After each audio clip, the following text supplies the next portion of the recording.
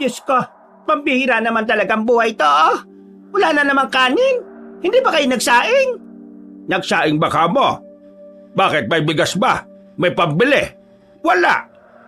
Bejer, wala ka bang biniling bigas? Wala akong pera, Nay. Hindi pa kami pinapasahod ni Mang Arnold eh.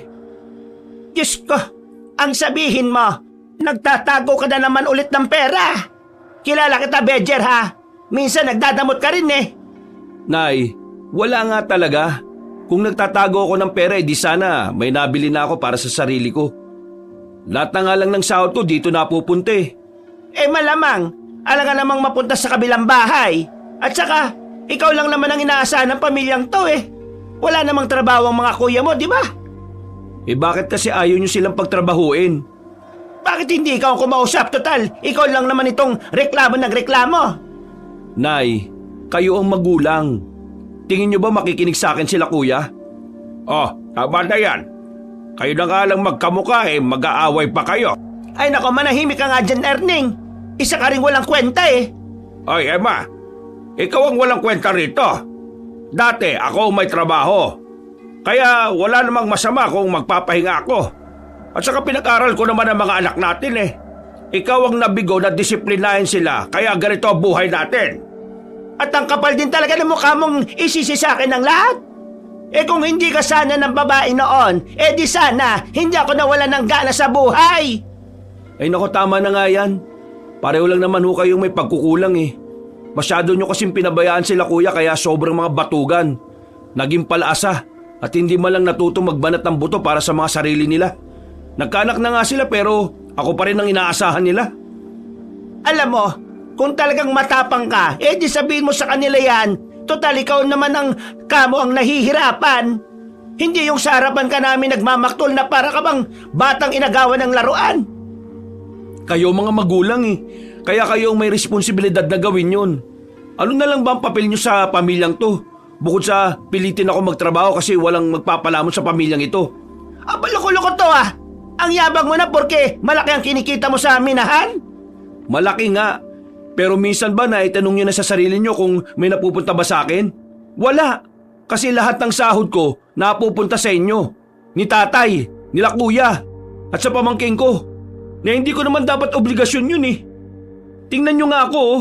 Ni bagong tsinelas hindi ako makabili. Wala akong pera para sa sarili ko. Alam niyo ba kung bakit? Hindi ako makausad sa buhay. Alam niyo ba kung bakit hindi ako umuunlad? Kahit may kalakihan naman ang sahod ko? Kasi hanggang ngayon, hila-hila ko pa rin kayo pataas. Habang kayo naman, hinihila niyo ako pababa. Di umalis ka na rito sa pamamahay ko. Ganun lang naman kasimple yon. Ang dami mo pang sinasabi. Ayaw mong mahingan, di umalis ka. Yun ang pinakamagandang solusyon para umunlad ka na.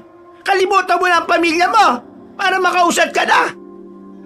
Alam mo, Bejer, itong ginagawa mo, walang-wala pa ito sa ginawa namin para sa inyong magkakapatid nung maliliit pa kayo. Isipin mo na lang na tumatanaw ka ng utang na loob kaya mo ito ginagawa. Kahit na kailan, hindi magiging utang na loob ng mga anak ang mga bagay na dapat natural na ginagawa ng mga magulang.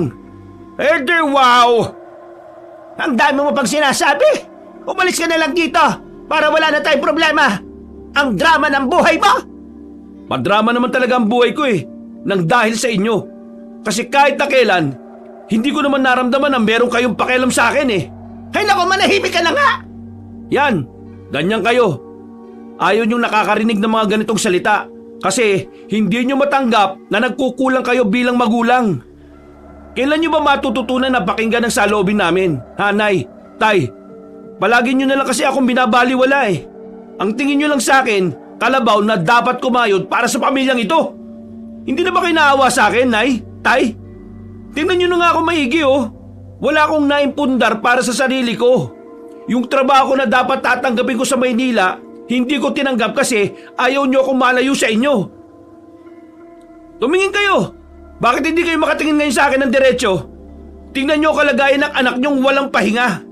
Walang maayos na tulog dahil walang maayos na higaan. Tingnan niyo itong anak niyo na walang pera kahit may maayos na trabaho. Mastan niyo yung anak niyo na unti-unting nasisira dahil sa sistema na kayo ang gumawa. Sa puntong ito ay tuluyan ng natameme ang dalawang matanda. Tila isang malaking sampal sa kanila ang huling mga sinabi ng binatang si Bedger. Hindi na namalayan ng binata ang pagtulo ng kanyang mga luha. Ang luha na ilang araw na rin niyang pinipigilang lumabas. Pero ngayon, tuluyan na siyang sumabog. Hindi na rin kasi niya kinakaya. Wala na siyang pakialam kung naririnig yun ng mga kuya niya na nasa labas ng bahay. Napapiling na lamang si Bedger. Wala na siyang narinig sa mga magulang niya na mga sandaling yon. Kahit man lang paumanhin ay hindi binigkas na mga yon. Lumabas na lamang siya kaysa masira ang buong gabi niya. Naisip niyang pumunta na lamang sa bilyaran ng kaibigan niyang si Lando. Pagdating niya, nagliligpit na ang binata. Magsasarado na pala. Naroon din si Diego, ang isa niya pang kaibigan na kababata rin nila. Malayo pa lang, alam na agad ng dalawa na may problema siya. Nababasa na ng mga ito sa lakad pa lang niya. May problema na naman ba sa bahay niyo? Kahit na hindi ka magsalita, kabisado ka namin. Diyos ko, kami pa ba? Yun, nakasagutan na naman kasi kami ni nanay. Siyempre, kagaya pa rin ng dati. Hindi niya pa rin ako pinakinggan. Ang pinakasolusyon niya sa hinaing ko, umalis na lang daw ako. Parang sinasabi niya na mas magandang wala ako sa bahay kaysa pagtrabahuin yung mga kapatid ko. Naku, ang malas mo talaga sa mga magulang pre, no? Bakit ba kasi yung mga anak walang karapatan na makapili ng magulang? Kumbaga, surprise na lang talaga kung matino ba o hindi yung magulang na mapupunta sa atin eh. Wala nga tayong karapatang mamili ng magulang. Pero ngayon, may utak na tayo para magdesisyon. Meron tayong karapatan para mamili ng landas na tatahakin natin. Bedger, pre, iwan mo na yung mga yan. Hindi naman yun ang gusto kong mangyari. Ang gusto ko lang naman, Hindi yun ang gusto mong mangyari kasi natatakot ka na baka maging masama lalo ang tingin nila sa'yo.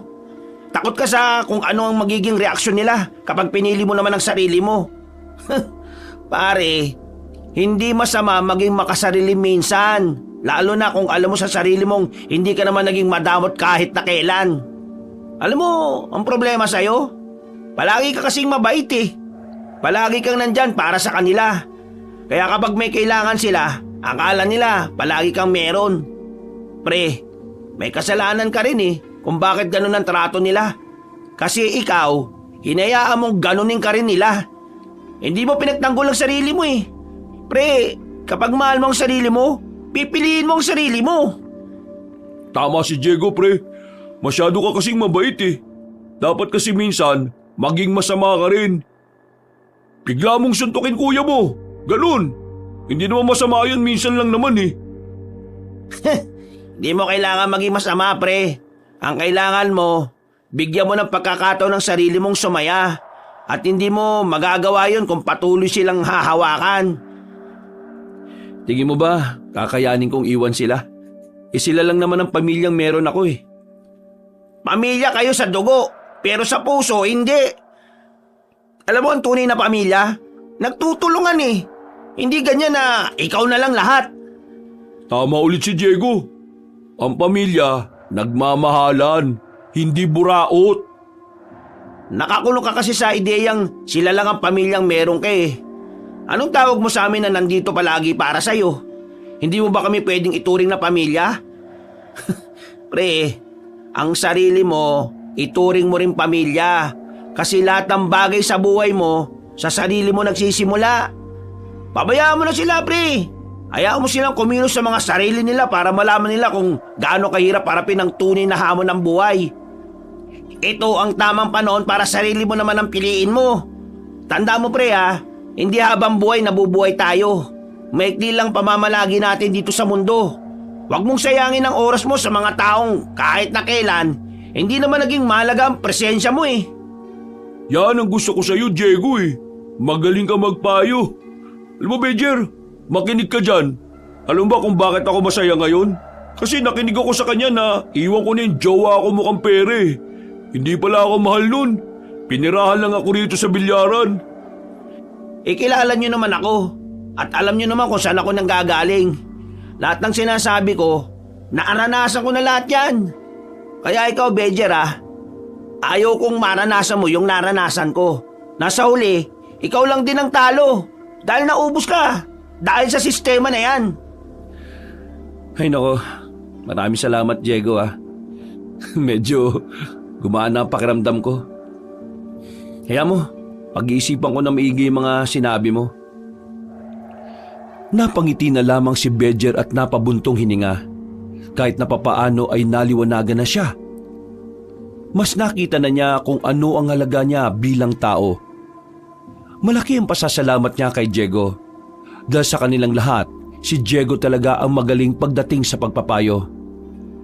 Wala yun. Para saan ba't magkakaibigan tayo, di ba? Basta pre, nandito lang naman kami. Maraming salamat sa inyo O ano, laro mo na tayo. Mamaya na ako magsasarado. O sige ba? Naging masaya naman ang gabi ni Bedger noong mga sandaling yon. At sa mga sumunod na araw, sinubukan niyang gawin ang sinasabi ni Diego. Sinubukan niyang mas unahin ang kanyang sarili kaysa sa pamilya niyang walang pakialam sa kanya. Nagbigay lang siya ng pambili ng isang sakong bigas at tinayaan niya ang mga iyon na dumiskarte ng ulam. Mula noon, nararamdaman na ni Bedger ang kakaibang saya. Ngayon niya lamang napagtanto na nakakagaan pala talaga ng pakiramdam kapag tinatrato rin natin ng tama ang mga sarili natin. Wala na siyang pakialam kung nagalit ang kanyang mga magulang. Lahat ng sinasabi sa kanya, pumapasok na lang sa kabilang tenga at lumalabas lang ulit sa kabila. Oh, iba yata mood mo ngayon pre Oo pre, kasi effective yung sinabi mo. Pag umuwi ako ng bahay, ang saya-saya ko. Kahit ang dami nilang sinasabi. Iba pa rin talaga kapag nabibili mo na yung mga bagay na para sa sarili mo no? Oh, di ba? Magsusunod-sunod na yan. Kapag natutunan mo ng mahalin ang sarili mo, unti-unti ka na lang uunlad niyan, pre. Maraming salamat talaga, pre Alam mo, iniisip ko na ngang humanap ng mauupahan Yung kahit maliit lang. Parang gusto na kasi nila akong palayasin sa bahay Dun, sa sityo namin. Titingin ako mamaya kung may maupahan pa. May iba nga pala tayo, pre. Nabalita mo na ba yung kumakalat na chismis ngayon? Ha? Kumakalat na chismis? Tungkol saan? Yung anak na babae ni Boss Arnold, buntis. Jesus, pambira ka naman. Ano naman problema doon may asawa naman yun. Magulat ka mabuntis yun pero walang asawa. Teka, hindi pa nga kasi ako tapos Uy, bakit? Ano ba kasunod? Inaswang daw kagabi. Muntik-muntikan na, pre.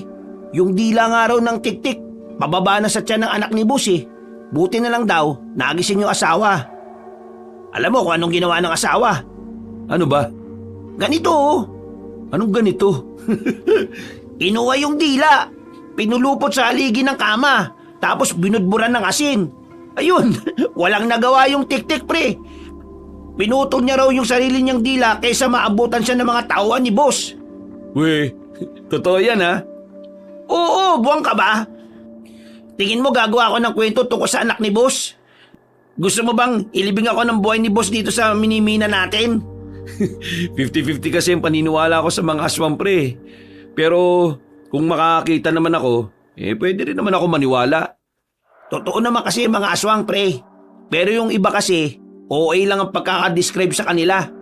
Iba-iba naman kasi uri ng aswang May mga aswang na kayang mag-anyong tao. Kung totoo nga talaga ang mga aswang na yan, mayayari kay Boss yan. Ang dami pa namang tauhan ni Boss Arnold. Saan na talaga mapatay nila yung tik-tik na yun? Kasi baka mamaya niyan pumunta pa sa atin. Ang dami pa naman buntis sa atin, di ba? Paano hindi dadami buntis? Lahat ng mga lalaki yata sa atin mahihilig Gagi, si Boss, nasa labas na. Agad na bumalik ang dalawa sa pagmimina ng mga sandaling yon. Patay mali sila nang pumasok na si Mang Arnold sa loob ng tunnel na nahukay nila. Sa hindi inaasahang pagkakataon, tinawag sila ni Mang Arnold. Lumabas na muna kayo rito. Bakit boss? May nagawa po ba kaming kasalanan? Wala. May uutos kasi ako sa inyo. Gusto nyo ng extra money, hindi ba? Yes, boss. Pero hindi naman siguro illegal yan eh, no? Itong minahan lang naman ang illegal eh. Pero ito ipapagawa ko, hindi. Wala namang batas para sa mga aswang, di ba? Boss? Yung nangangaswang sa anak ko kagabi, nahuli na ng mga tao ko. Pinatay na nila. Kaso, ayaw kong sila mag-dispatcha ng bangkay ng aswang. Kapag may nakakita kasi sa kanila, iisiping meron silang tinumbang tao. Sa hindi malamang dahilan, agad na nagtindigan ng mga balahibo ni Bedger. Nang manggaling na sa kanilang boss ang tungkol sa aswang, dito na siya kinilabutan. Kilala niya ang kanilang boss. Hindi pa niwalain sa mga bagay na mahirap paniwalaan ang boss nila. O ano, payag ba kayo? Kung hindi, sa iba ko na lang iaalok. Malaki-laki pa naman tong iaabot ko. Bedger, ayos ako. Ikaw? Ha? Ano, Bedger? Sama mo na tong si Diego. Sa lahat ng tao ko rito, kayong dalawa lang ang nakikita kong matino eh. Sige na. Opo, sige po. Wala nang nagawa pa si Bedger. Napapayag na lang din siya. Inisip na lamang niya na ang perang kikitain niya roon ay ilalaan niya paglipat niya ng bahay. Sigurado ka ba sa gagawin natin, Diego? Ang gagawin lang naman natin, magukay tayo tapos ilalagay natin ang bangkay ng aswang doon. Tapos bubuhusan ng gas at susunugin. Ayun, saka tayo aalis. Yun naman ang sabi sa atin ni boss, di ba? Nung mga sandaling yon, hila-hila na nila ang bangkay ng isang aswang na tiktik. Kahit na kinikilabutan si Bedger, pinipilit na lamang niyang kayanin ang pinagagawa sa kanila. Hindi na siya pwedeng umatras dahil naka-oo na siya. Mga ilang sandali lang, tumigil na rin sila sa tapat ng puno ng sampalok. Inilagay na muna nila ang sako sa gilid. Sinimulan nilang magukay gamit ang daladala nilang pala. Makalipas lang ang halos 15 minutos, nakahukay na rin sila ng medyo malalim. Teka pre, akala ko ba patay na yan? Tinapatan nila ng flashlight ang sako. Nakita nilang nakalabas na ang kamay ng tiktik. Mahaba pa ang kuko nito at talaga namang kakaiba kumpara sa kamay ng pangkaraniwang tao.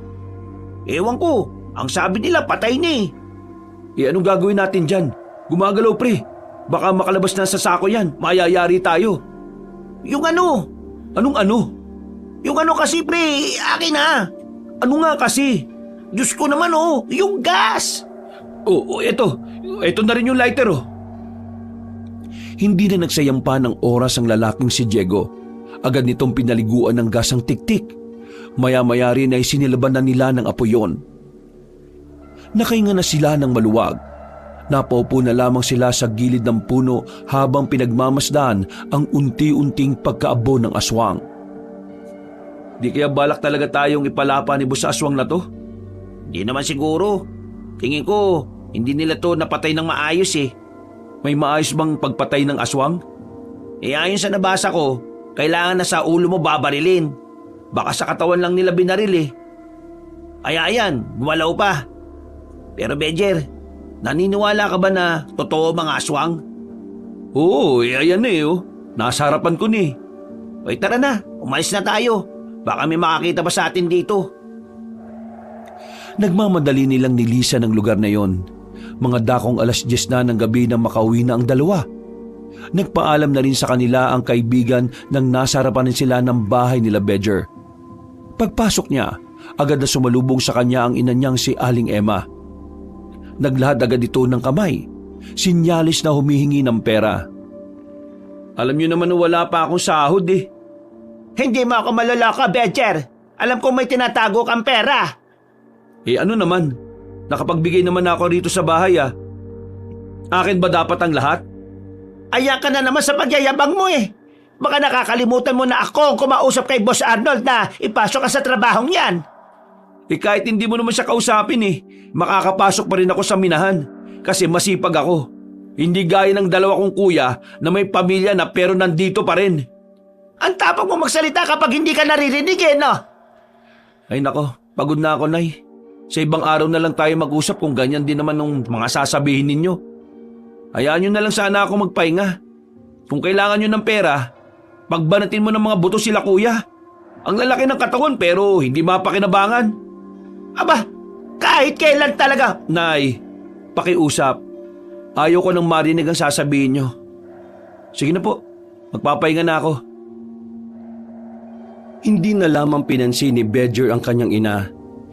Iniwan niyang nanggagalaiti yun sa labas ng kanilang bahay. Kinabukasan, tumungo agad ang binata sa kasama na kaibigang si Diego.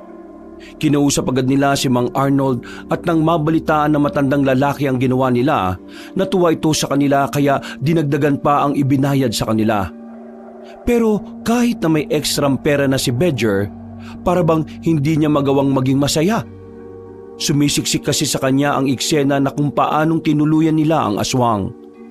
Pati na rin ang ideyang ang mga aswang nga talaga ay totoong nabubuhay na tao. Balisa ang binata ng mga sandaling yon. Kapansin-pansin yon kaya napunan na ito ni Diego. Pre, problema. Kanina ka ba tahimik ah? Okay ka lang ba? Ha? Ayos lang naman ako pre.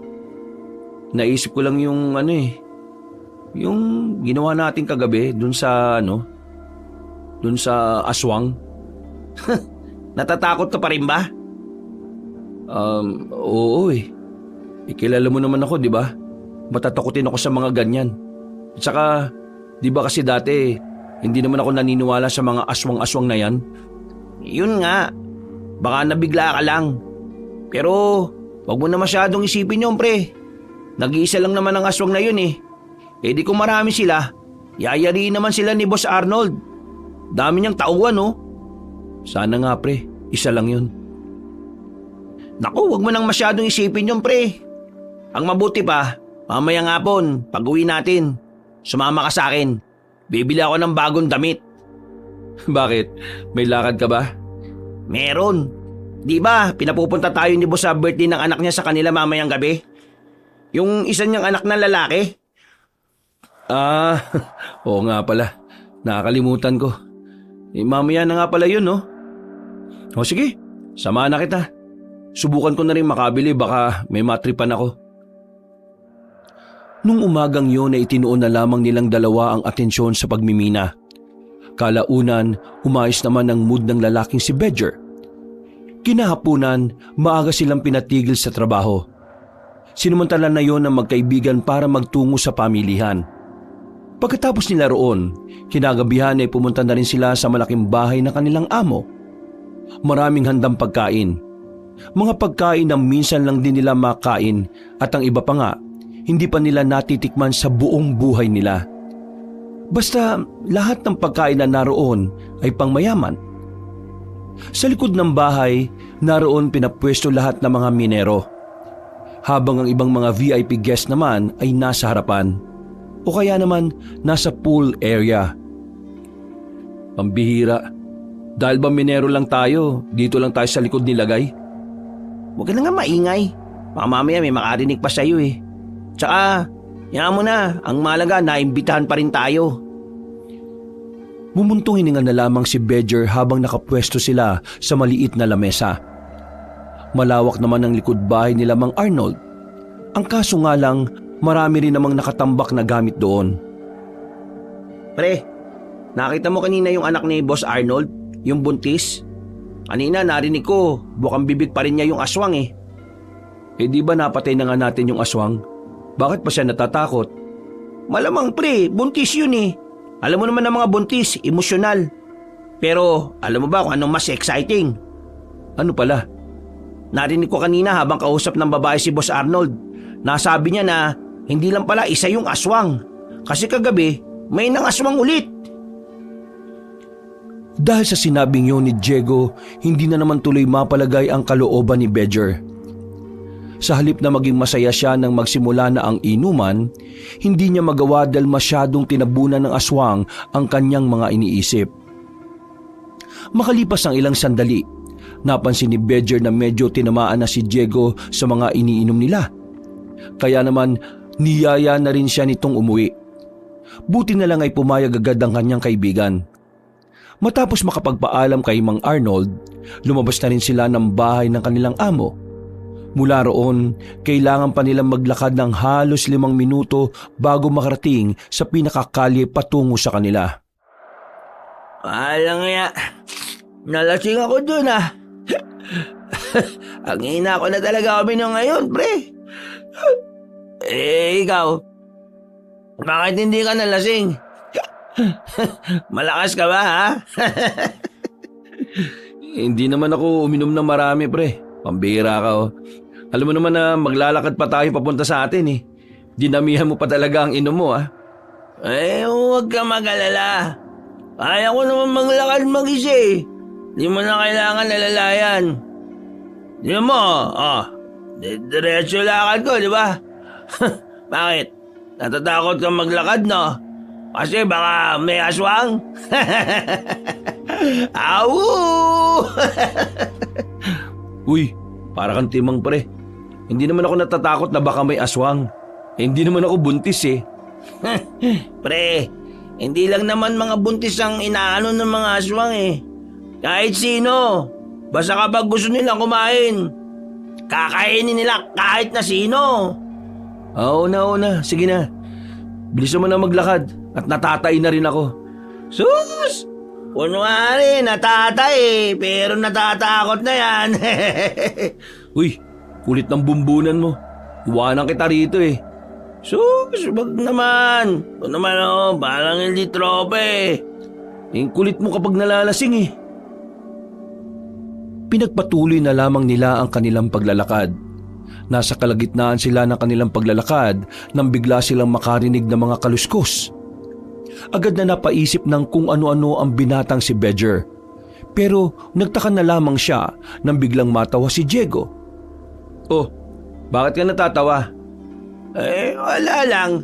Ako kasi yung kumakaluskos, eh. Ito, sa tsinelas ko. Sira ulo ka talaga. Bahala ka na nga muna dyan. Mauna na ako. Tayng-tay na talaga ako, eh. Binilisan na lamang ni Bedger ang kanyang paglalakad. Maya-maya lang, nakita niyang tumatakbo na si Diego na nakasunod sa kanya. Kitang-kita niya na parabang nawala pansamantala ang pagkalasing nito. Ang mukha nito ay parang natataranta. Tensyonado rin. Pre! Oh, ano na naman trip mo? Meron ako nakita dun. Sus, di na ako maniniwala sa'yo, no? Hindi, meron nga ako nakitang 2 lalaki, pre. Mahaba ang tila nila. Nakatungtong sila sa pose ng ilaw. Mga aswang, pre. Sus, utot mo, aswang. Tara na, kulit mo talaga, oh. Di nga, pre, meron nga ako nakita, eh. Ang kulit mo, bakit ayaw mo bang maniwala? Ano naman kung may nakita ka? Sinundan ka ba? Hindi, pero tingin ko, papunta sila sa bahay nila, boss. Aaswangin niya yata yung anak ni boss na buntis. Hindi na nila binalikan pa kung ano man ang nakita ni Diego.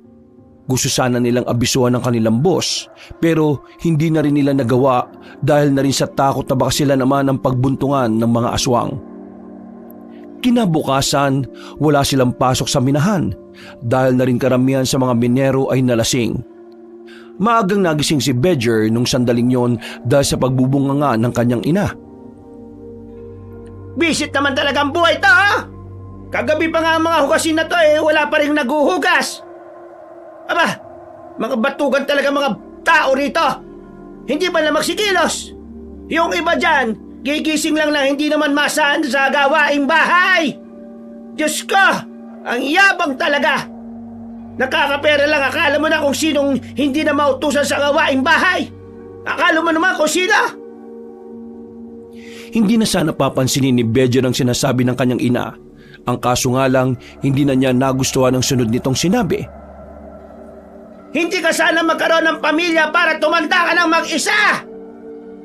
Nay, ang dami-dami niyo rito sa bahay. Hindi niyo man lang mapag-usapan kung sino maghuhugas ng lintik na hugasin na yan.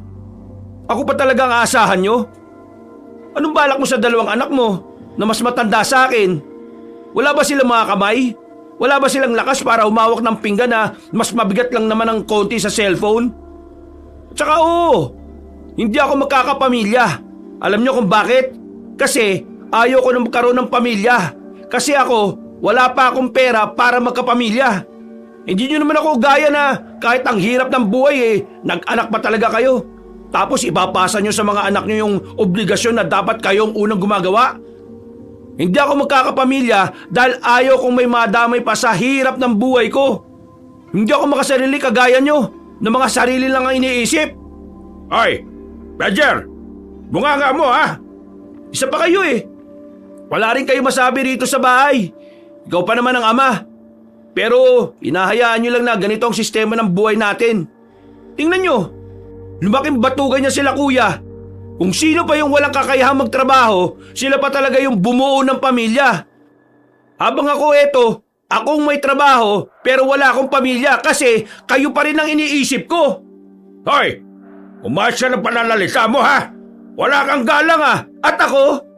Kailan nyo ba ako ginalang? Kahit kailan, hindi ako nakaramdam ng respeto sa inyo. Sige, lumayas ka na rito sa bahay na ito. Total, wala ka namang pakinabang dito. Hindi ka na rin naman namin maasahan. Kaya ano bang dahilan na narito ka sa pamamahay ko? Lumayas ka na rito! Talaga, lalayas ako dito. Sawang-sawa na ako sa ganitong buhay. Kung kayo ayaw niyong umangat, pwes ako gusto ko. Kaya bahala kayo. Basta ako gusto kong umunlad. Hindi na nagsayang ng oras si Badger ng mga sandaling yon. Agad na rin siyang umalis dala ang kanyang mga gamit. Buti na lang at wala siyang pasok noon kaya nahanapan siya kagad ni Diego ng bago niyang malilipatan. Hindi naman kalakihan pero sakto na para sa kanya. Pero sa ginawa niyang pagbubukod, kahit na papaano ay gumaan na ang pakiramdam niya. O ano, ayos ka na ba rito, pre? Oo, pre. Maraming salamat Ay nako, nainis na kasi talaga ako sa bahay Kung may kailangan ka, magsabi ka lang. Yung kalan, mamaya ipapahiram ko sa'yo. Yun nga lang, di uling yun Marunong ka ba mag-uling? Oo naman no. Orlando, may pupuntahan lang kami ni Badger ngayon Tara, Badger. Uy, teka! Sama ako! Saan ba yan? Sa minahan to. May pinapakuwang gamit yung leader namin. Ngayon na ba yun, pre? Hindi ba pwede mamaya muna? Kaka-text lang Kailangan daw yun Isasampa lang naman natin sa truck. Kaya naman natin siguro kahit dalawa lang tayo. Uy, sige na, tutulungan ko na kayo. Sigurado ka? Walang bayad to Oo naman Di naman ako nag-aabang ng bayad Gusto ko lang gumala. Buryong-buryong na ako sa bilyaran Ang tatanga pa ng mga naglalaro ngayon. Wala man lang ako makita ang kasing galing ni Efren Bata Reyes. O edi sige, sumama ka na. Kailangan naming magamit yung mga nagpuputukan mo mga muscles. Nang maayos na rin ni Badger ang kanyang mga kagamitan, agad na rin silang umalis sa bagong bahay na tinitirhan ni Badger. Pagdating nila sa minahan, nakakalat pa ang iba't ibang gamit sa labas. Kailangan pa nilang pumasok sa loob dahil doon iniwan ng ibang mas mahalagang gamit. Pambirang flashlight to, patay sindi parang diskuhan lang Eto na lang gamitin mo. Tara, bilisan na natin.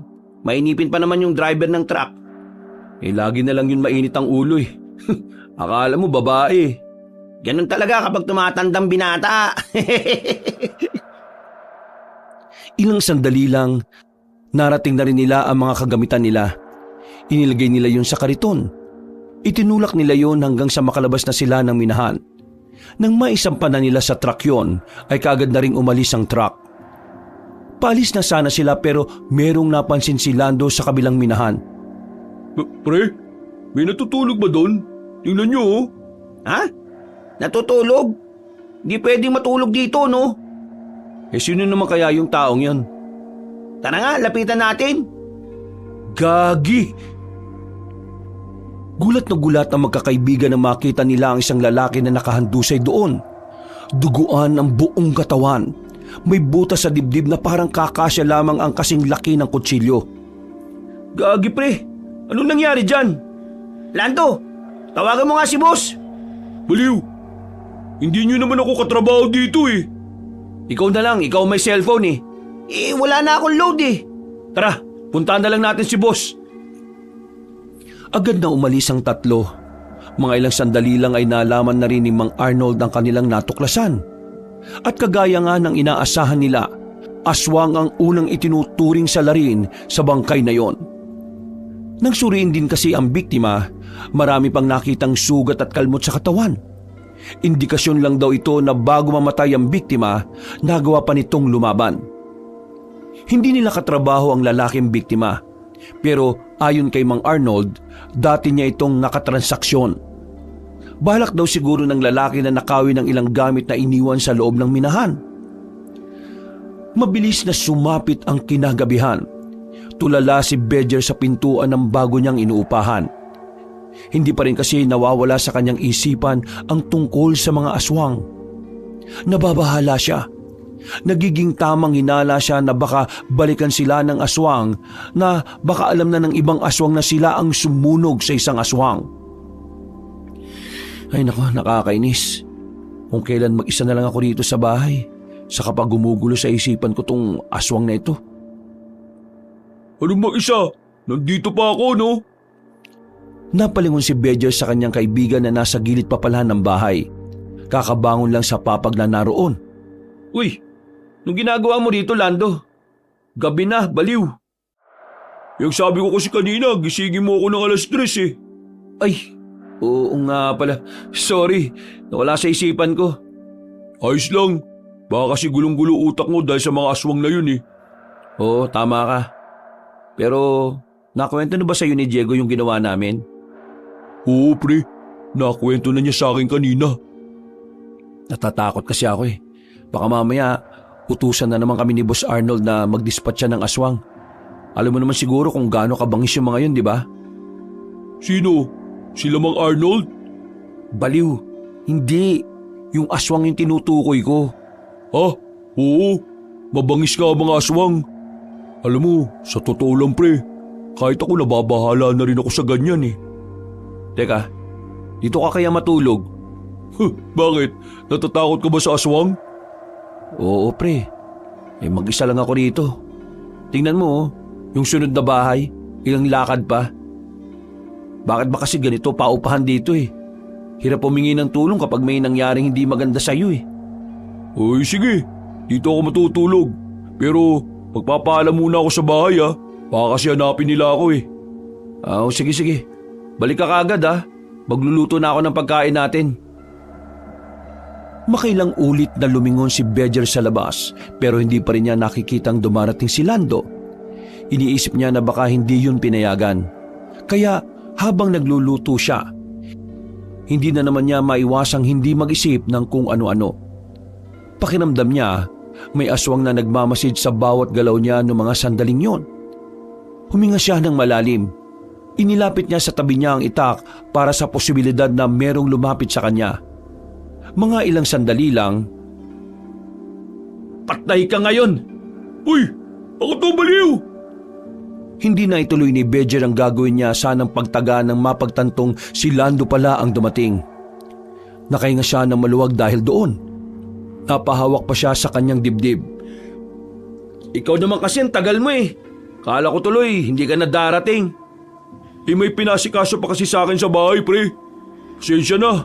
Tsaka, ito, nagdala rin ako ng ekstrang kanin. Maraming salamat pre ah. Pasensya ka na ulit. Kanina pa kasi ako rito eh, hindi mapakali. Pakiramdam ko, may mga nakatingin sa akin. Masyado ka ng tense, pre. Kalma-kalma ka rin. Baka mamaya niyan eh, yan pa maging dahilan ng pagkamatay mo ng maaga. Siguro nga, kailangan ko talagang wag na masyado mag-isip ng kung ano-ano. Matapos maluto ang sinasalang ni Bedger, sabay na rin silang kumain ni Lando. Nung sandaling yon, naging payapa naman ang kanilang hapunan. Maya-maya lang din ay naglatag na rin sila ng banig para matulog. Pero dahil yon ang unang gabi ni Bedger sa bahay na yon, hindi agad dinadalaw ng antok ang binata. Kung ano-ano na naman tumatakbo sa utak niya dahil sa mga kaluskos na naririnig niya sa paligid. Ay nako, kainis. Ang lakas pang humilig nitong si Lando oh. Pinilit na lamang niyang matulog ng mga sandaling yon. Pero dakong alas 5 na ng umaga nang makaidlip siya. Pagdating naman ng 6:00, pinunta na siya ni Diego para sabay na silang pumasok sa minahan. Lutang na lutang ang utak ng binatang si Bejer nung umagang yon. Pero wala siyang magawa kundi ang pumasok. Mas magiging abala kasi sila sa araw na yon dahil marami silang hindi natapos sa mga nakaraang araw. Pagdating nila ng minahan, naroon si Mang Arnold. Agad silang nilapitan ng matandang lalaki. Kinakabahan si Bejer dahil ang nasa isip niya baka meron na namang ipadispatch siya sa kanilang aswang. Oh, mabuti naman at narito kayo. May ipapagawa uli ako sa inyo. Boss, may ipapaligpit na naman ba kayong aswang? Hindi. Iba to, Diego. Hindi ba marunong ka magmaneho? Oo, boss. Bakit, boss? Mamaya, ipapatid ko sa inyong anak ko papuntang Pier. Papuntang Maynila ang barkong sasakyan niya. Boss, bakit kami? Di ba marami kayong tauhan? Wala akong pinagkakatiwalaan ngayon. Pakiramdam ko kasi, yung iba sa tauhan ko aswang. Mas may tiwala pa ako sa inyo. Kasi kahit na papaano kilala ko na kayo noon pa. Yung asawa niya, boss, nasaan? Isa pa ang tarantadong yon. Nakipaghiwalay sa anak ko Itutumba ko yung kapag nagkaharap kami. Pero ito na muna ang intindihin natin. Mas kailangan kayo ng anak ko mamaya. Mga bandang 3:00, aalis na kayo. Hihintayin lang natin si Annalyn matapos magpabasbas sa albularyo. Ilang oras din kasi yon. O ano pre? Palag-palag ka ba? Triple ang ibabayad ko sa inyo ngayon. Kaya pumayag na kayo.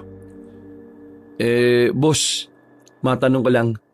Bakit po ba si Annalyn parang trip na trip na mga aswang? Ang dami naman po kasing ibang buntis dito sa atin, di ba? Huwag ka na maraming tanong. Sabihin mo na lang kung tatanggapin mo o hindi yung pinag-uutos ko. Uy, ano na pre? Sige boss. Palag na ako dyan. Kailangan ko rin ng pera Mga 12:00 pagtapos ng pananghalian. Pumunta na kayo dun sa bahay ko. Naroon ang sasakyan na itim na gagamitin nyo sa pag-alis.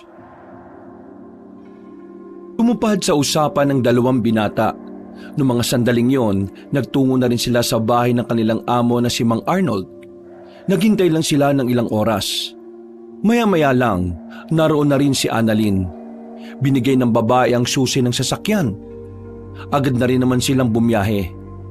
Malayo-layo na ang kanilang tatakbuhin dahil bandang dulo ng kanilang probinsya ang pier na kanilang pupuntahan. Ma'am Annalyn, sigurado po ba kayong ayos lang na bumiyahe pa kayo ng mahaba? 6 na buwan na po kasi ang tiyan nyo Baka lang po matagtag kayo sa biyahe. Ayos lang naman. Nakausap ko naman ng albularyo kanina. Wala naman magiging problema. At saka ma'am, hindi ko po ganong bibilisan at iwas po ako sa mga malubak na daan. Maraming salamat, Diego. Maraming salamat sa inyo. Alam nyo, pasensya na kayo Naabala pa kayo ni Papa. Pero kasi nababala na rin kasi kami Wala na kasi talagang tiwala ang tatay ko sa mga taong nakapaligid sa amin. Ang hirap kasing malaman kung aswang ba talaga o hindi ang isang tao na kausap namin. Wala po yun, ma'am. Hindi naman na po ibang tao si Boss Arnold sa amin Ma'am, matanong ko lang po. May nasabi po ba sa inyo ang albularyo kung bakit sa lahat ng buntis sa lugar natin parang kayo lang po yung madalas na puntahan ng mga aswang Hindi agad nakapagsalita ang babae. Tila ba may gumugulo sa isipan nito. Nahiya na lang tuloy bigla ang lalaking si Bejer. Pasensya na po ma'am Hindi ko po sana tinanong yon. May atraso si Papa sa mga aswang. Ma'am? Ano pong ibig niyong sabihin? Paano naman pong magkakaroon ng atraso si Boss Arnold sa mga aswang? Kailan lang naman po lumitaw ang mga aswang na yun dito, di ba? Huwag niyo na lang sasabihin kay Papa na naikwento ko ito sa inyo Pero noon pa man, alam na ni Papa na may mga aswang. Nasa Tagumbaryo daw ang mga aswang na yon. Na kahit ako, hindi ko alam kung saan. Nung una, ipinakilala ko ni Papa sa prinsipe ng mga aswang. Mayaman kasi ang mga aswang na yon. Mga tiktik sila kung tawagin. Balak ni Papa na ikasal ako sa kanila. Pero ang plano lang talaga ni Papa, kapag naibigay na ang mga pakonsuelo ng mga aswang, bigla niyang iaatras ang kasal. Sa madaling sabi, uutakan niya lang ang mga yon. Nang makuha na ni Papa ang gusto niya, binawi niya ako at ibinalik sa amin. Pinapatay ni Papa ang mga aswang nun. Pero ang hindi pala niya alam, meron palang mga nabuhay. At tingin ko, sila ang mga gumugulo sa akin ngayon. Grabe, hindi ko inakala na may ganyan palang sikreto si Boss Arnold. Kahit na ako rin hindi rin naman ako makapaniwala na kinayang gawin sa akin ni Papa yon. Ginamit niya ako. Nagulat na lang ako nang malaman kong aswang pala ang pamilyang yon. Lagi na lang akong ginagamit ni Papa noon. Yung asawa ko ngayon, hindi naman talaga namin mahal ang isa't isa. Pinakasal lang kami ni Papa para sa kayamanan. Ibig sabihin, yung paglayas ngayon ng asawa nyo, gusto mo rin? Ako nagsabi sa kanya na umalis na siya. Ma'am, malaking problema nga talaga yan. Hindi taong niloloko ni Boss Mga aswang. At sa pagkakaalam ko, ang mga aswang, hindi talaga sila tumitigil hanggat hindi nila nakukuha gusto nila. Yung totoo, nahihirapan na nga rin akong matulog sa gabi. Kung ano-ano na kasi ang naiisip ko. Nakakainis kasi si Papa Ang tingin niya lang sa akin, kasangkapan sa pagpapayaman niya. Kahit na kailan, hindi niya ako pinakinggan. Akala ko nung una kapag sinunod ko ang gusto niya, hahayaan niya na ako. Pero hindi. Siya pa rin ang nasusunod sa kung ano man ang tingin niyang makabubuti sa akin. Na kung tutusin, wala namang magandang naidudulot sa akin yun Pero alam niyo ma'am, kahit papano nakaka-relate rin ako sa inyo. Ganyan din kasi ang mga magulang ko Parang ang tingin lang nila sa akin, kasangkapan nila sa mga pansarili nilang interes. Pero alam niyo po kung anong ginawa ko? Mas minahal ko sarili ko. Kagaya ng payo sa akin ni Diego. Mas pinapahalagahan ko na ngayon ang sarili ko. Sa ngayon, nakakahinga na ako ng maluwag. Ako na mismo ang nagdedesisyon sa sarili ko kung ano makabubuti para sa akin. Ang kaso iba si Papa Kapag sinabi niya, kailangan masunod. Pero ma'am, tayo pong may hawak ng sarili nating buhay. Kung hahayaan lang natin ng iba na kontrolin ang buhay na meron tayo, edi parang patay na rin tayo. Parang hindi na rin tayo nabuhay para mabuhay. Nabuhay na lang tayo para magamit ng iba. Hindi na nakapagsalita pa ang babaeng si Annalyn. Sa isip-isip nito ay may punto rin naman ang mga sinasabi ni Bedger. Sa mga sandaling yon, itinoon na lamang nila ang atensyon sa biyahe. Makalipas lang ang halos 2 oras, bigla na lamang silang nasiraan ng makina. Wala silang magagawa kundi ang tumigil na muna sa gilid. Ipinarada ni Diego ang sasakyan sa tabi. Pasensya na mama, hindi ko rin alam kung bakit tayo nasiraan Ayos lang. Susubukan ko na lang tawagan si Papa para makapagpadala agad dito ng maayos na sasakyan. Ang kaso ma'am, wala pong signal sa parting ito. Ay, oo nga no. Nung ba yan, nakakainis naman. Susubukan ko na lang pong ayusin. Salo po muna kayo ma'am. Bedger, tara, tulungan mo ako. Sige, maraming salamat. Agad na inayos ng dalawa ang makina. Sinuri ni Diego kung ano nga ba ang naging dahilan ng pagkasira nito. Pero dahil nga hindi rin naman eksperto ang binata sa pag-aayos, wala rin namang nangyari. Inabot na sila ng 1 oras. 4:00 na ng hapon. Kakaunti na lang ay sasapit na rin ang gabi. Pre, hindi kaya maiwan si ma'am ng sasakyan niyang barko? Anong oras na Hindi naman yung barko ang dapat nating isipin pre. Kasi naka-VIP naman yan Kaya kahit na anong oras dumating yan, ayos lang. Ang mas inaalala ko pre, parang walang ibang nadang sasakyan dito Napapalibutan tayo ng kagubatan. Ang inaalala ko, yung mga aswang. Yun na nga rin ang iniisip ko pre. Diyos ko, delikado rin buhay natin Kasama natin yung pakay ng mga aswang. May binigay sa akin si Boss Arnold kanina. Eto, baril. Uy, gagi. Marunong ka bang gumamit niyan? Ang sabi sa akin, itutok ko lang daw tapos kalabitin ko yung gatilyo. Napapailing na lamang si Bejer ng mga sandaling yon. Binalikan na lamang nila si Annalyn sa loob. Makalipas lang ang ilang sandali, tuluyan na nga sumapit ang kinagabihan. Ma'am, dyan lang po muna kayo ha. Maghihintay lang po muna kami ng mapapadaan dito. Wala po kasi talaga eh. Hindi po namin maayos. Ganun ba? Sige. Pero nakakatakot dito sa kinalalagyan natin eh. Napaplos pa si Bejer sa kanyang magkabilang braso. Aminadong nilalamon na rin siya ng kaba. Kapag tumitingin siya sa gilid-gilid, hindi niya maiwasang hindi kilabutan.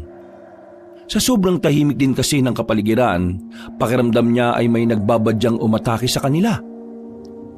Huwag mo kasing masyadong isipin. Ang sabi nga nila, di ba? Mind over matter. Paano hindi mo nga iisipin eh, nararamdaman mo nga. Basta, huwag ka na matakot.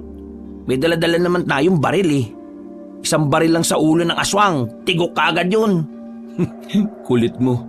Ni hindi nga natin alam kung makakatama ka eh. Kung subukan mo na lang kaya ulit i-start yung sasakyan. Sige. Teka. Oh, eto na pala ma'am eh. Makakalis na po tayo. Sa wakas, nag-start na rin. Ay naku, mabuti naman. Akala ko maabutan ng tayo ng aswang eh. Iba na kasi talaga ang pakiramdam ko. Ang likot na ng baby ko sa tiyan ko. Wag po kayo maglala, ma'am. Hindi na po tayo maabutan ng aswang.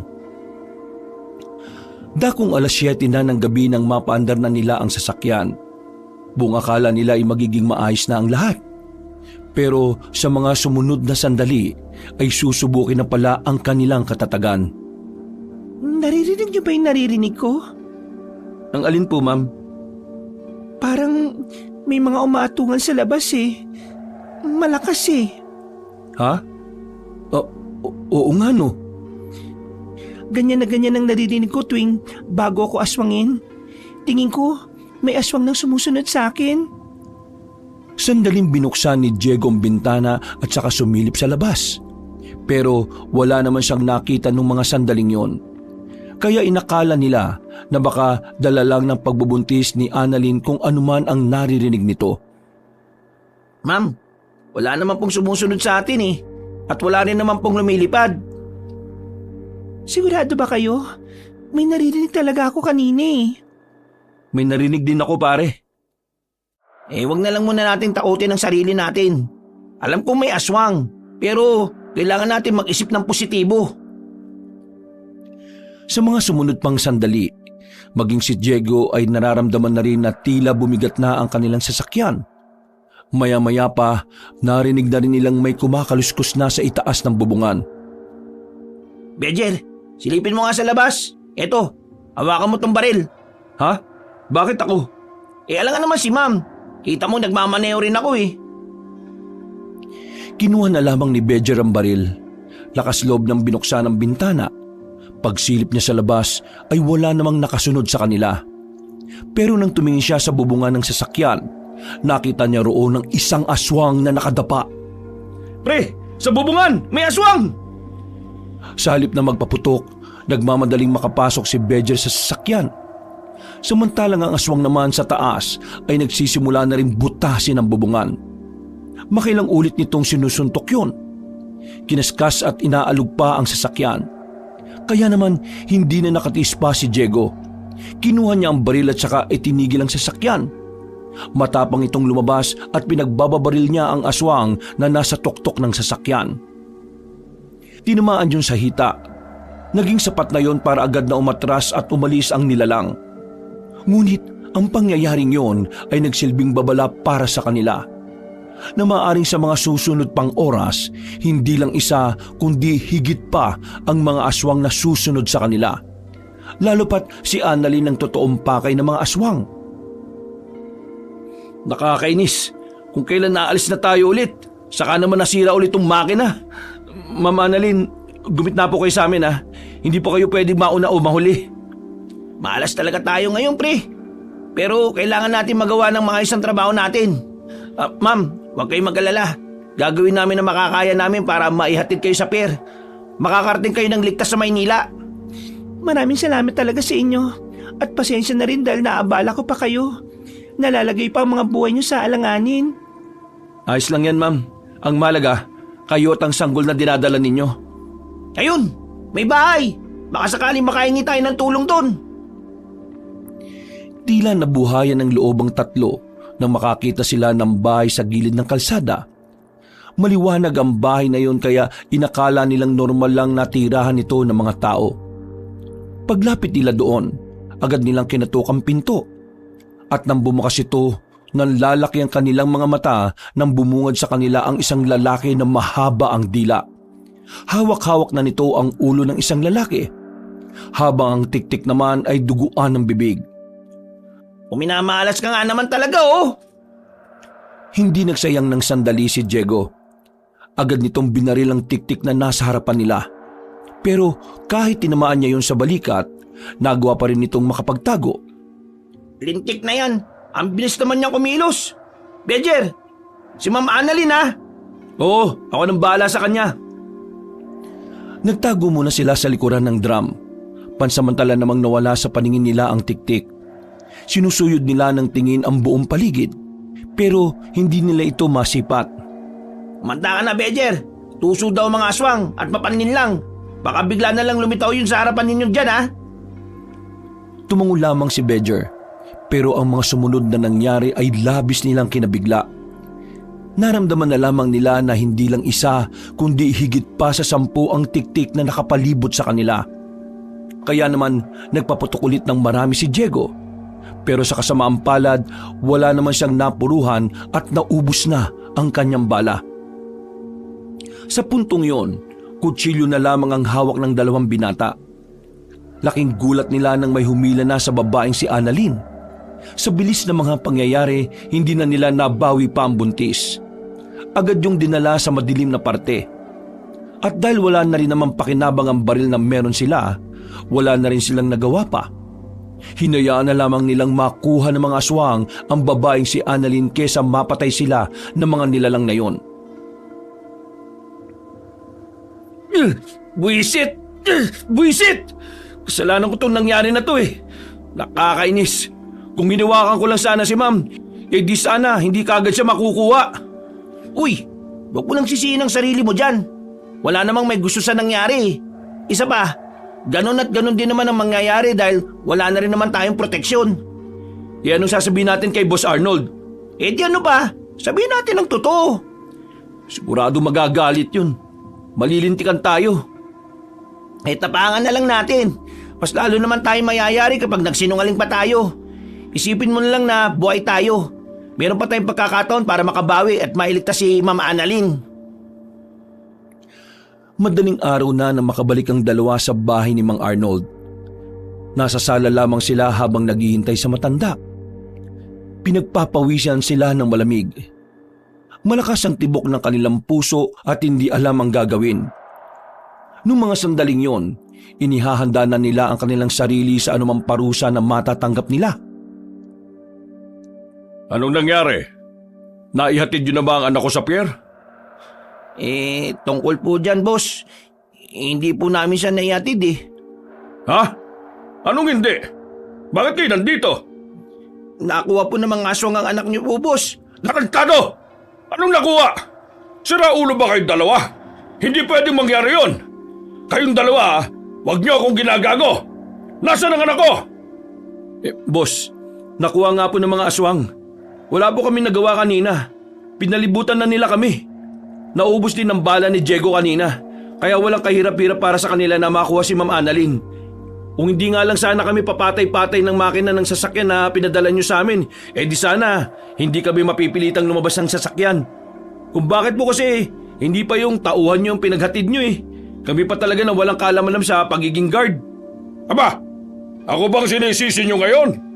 Kung ginawa nyo na maayos ang trabaho nyo, eh di sana nakarating ng ligtas ang anak ko. Eh di sana hindi tayo problemado ngayon. Pero anong ginawa nyo? Pumalpak kayo! Mga inutil! Bakit hindi na lang kasi ikaw ang personal na maghatid sa anak nyo? Total, anak nyo naman yun. Bakit kailangan mo pa iasa sa iba? Tapos ngayon pumalya, kami sisisihin mo? Anong sinabi mo? Uy, pre! Awat na! Hindi! Hindi tayo dapat mapayag ng ganito, Diego. Hindi porke tayo empleyado at boss natin tong nasa harapan natin kailangan na natin tumiklo palagi. Pantay-pantay lang tayo. Ang pagkakaiba lang, ikaw may pera, kami wala. Pero hindi ibig sabihin nun na pwede mo na kaming sabihan ng inutil. Hindi mo kami pag-aari, no? Kasi kung talagang mahal mong anak mo at kung talagang wala kang pinagkakatiwalaan na iba, di ikaw na sana gumawa nun, hindi kami. Maliban na lang kung talagang wala ka naman talagang pagmamahal kay Ma'am Annalyn. Di ba? Uy! Tumigil ka na, pre! Hindi! Hindi ako titigil. Bakit ako titigil? Kung ito lang naman yung paraan para mabigyan boses ang saloobin ni Ma'am Annalyn. Kasi hindi niya kayang sabihin ng mga ito sa ama niya. Pwes, ako magsasabi. Boss Arnold, hirap na ang anak niyo dahil sa problemang ginawa niyo. Ang anak niyo ang nagdurusa dahil sa kasakiman ninyo at dahil sa panluloko niyo sa mga aswang. Hindi ba kayo nakukonsensya? Hindi ka ba naawa sa kanya at sa sanggol na dinadala niya? Anong klaseng ama ka? Puro pera na lang ba ang laman ng utak mo? Wala bang natitirang pagmamahal dyan sa puso mo? Boss Arnold, hindi ganyan ang pagkakakilala ko sa inyo. Hindi nakapagsalita ang matandang lalaki. Tila natameme ito sa sinabi ni Bedger noong mga sandaling yun. Pero kitang-kita pa rin ang panggigigil nito sa muka. Ituro mo sa amin kung saan mo natagpuan ang baryo ng mga aswang noon. Ililigtas namin si Ma'am Annalyn. Hindi para sa iyo, kundi para sa kanilang mag-ina. Natapos ang pag-uusap na yon ng walang maayos na kasunduan. Kaya naman umuwi na lamang muna silang dalawa sa tirahan ni Bedger at doon ay nagpalamig na lang muna sila. Nakatulala lamang ang dalawa. Hindi pa mababasag ang katahimikan kung hindi pa magsasalita ang lalaking si Diego. Grabe ka, pre. Pinabilib mo ako kanina. Tameme si boss eh. Pre, ikaw ang nagsabi sa akin na kailangan nating tumayo at manindigan kapag alam nating nasa tama tayo. Kaya ginawa ko lang kung ano yung nararapat. Sa totoo lang, pre, yung mga sinabi ko sa'yo, hindi ko naman kayang gawin yun sa sarili ko eh. Hanggang payo lang naman talaga ako eh. Nasabi ko na ba sa yung pinalayas ako sa bahay kasi nagkasagutan kami ni tatay? Hindi ko nagawang ipaglaban yung tingin ko tama. Kasi natakot ako na baka mawalan ako ng pamilya. Na baka kapag kinalaban ko pa yung tatay ko, itakwil na nila ako. Pero pre, gusto ko lang bang maintindihan nila kung bakit gusto ko mag-aaral ulit eh. Pero hindi nila maintindihan yun. Sinasabi lang nila sa akin na matanda na ako, na kailangan ko na magtrabaho. Kahit anong gawin ko, ayaw nila eh. Kaya ang tingin nila sa akin, walang kwenta, walang silbi, inutil, pabigat at palamunin lang. Pero ginagawa ko naman ang makakaya ko para makatulong eh. Kaso nga lang, kulang talaga pre. Wala nang ihinto nila ako sa pag-aaral. Nasira na yung pangarap ko na makapagbarko ko. Gusto ko maging seaman pre. Pero wala na ako magagawa. Hanggang pangarap na lang. Pampira ka namang tao ka oh. Inuuna mo problema ng ibang tao pero ang bigat-bigat din pala ng dinadala mo. Bakit naman hindi mo kagad sinabi sa akin yan? Ayoko na lang makadagdag sa iniisip nyo. Ang akin lang naman, gusto ko kapag kasama ko kayo ni Lando, chill-chill lang. Tamang relax lang tayo. Hindi rin pre. Dapat kasi matuto ka rin maglabas ng sama ng loob. Kapag inipon mo yan, lalong bibigat yan. Para saan pat naging magkakaibigan tayo kung sosolohin mo yan, di ba? Ikaw nga, alam mo mga problema namin ni Lando eh. Kaya dapat, alam din namin ang mga problema mo. Pasensya na pre. Natutuwag lang kasi akong aminin sa sarili kong nahihirapan na ako eh. Huwag mo sabihin yan. Matapang ka, matatag at masipag. At saka yung sinasabi mong kulang pa rin ang naitutulong mo. Aba, ang laki ng sahod natin no? Hindi kulang yun. Problema na ng mga magulang mo kung hindi sila makontento dun. Diyos ko, bakit naman kasi mga magulang natin pare-pareho lang eh. Natatawa na lamang ang dalawang binata sa kanilang pinag-uusapan. Pero naudlot ang kanilang tawanan nang marinig nilang parang may tao sa loob ng bahay ni Bedger. Nagkatinginan sila ni Diego ng mga sandaling yon. Kinakabahan pero pinili pa rin nilang alamin kung sino ang nasa loob. Dumampot na sila ng bote sa gilid. Pagbukas nila ng pintuan, nakita nila si Lando nakakagising lang. Kumakamot-kamot pa ito ng singit. Wow! Nandito ka pala. Di ka man lang nagpaalam sa akin ha? Oh, ayaw pala. Anong ginagawa niyo rito? Eh bakit ko ni Bedger eh? Anong pinagsasabi mo anong ginagawa namin rito? Ay, oo nga pala. Pumasok na ako kanina dito. Iniwan mo kasi sa akin ang susi, di ba? Kaya hindi na ako nagpaalam sa'yo. Isa pa, wala ka rin naman kanina eh. Teka, may problema ba kayo? Bakit ganyan mukha nyo? Mga mukhang tanga. Pumalpak yung lakad namin eh. Yung anak ng boss namin, nakuha ng mga aswang. Ngayon, hindi namin alam kung saan namin babawiin si Ma'am Annalyn. Hindi rin kasi sinabi sa amin ni Boss Arnold kung saan yung kuta ng mga aswang eh. Uy, sandali lang. Ibig sabihin, may balak din talaga kayong pumunta sa kuta ng mga aswang kapag nalaman nyo yung kung saan? Oo naman. Yun lang naman ang natitirang paraan para mabawi namin. Abay, sama ako dyan! Anong akala mo dito, laro? Delikado to, no? Pwede ka mamatay dito kaya dumito ka na lang sa bahay ni Bedger. Tama si Diego. Hindi ka pwedeng sumama. Isa pa, problema naming dalawa to. Kaya kami ang aayos nito. Pwede ko naman kayo matulungan mga pre. Ang kulit mo, hindi nga pwede. May natuklasan ako sa silong ng bahay namin. Meron dong underground mga pre.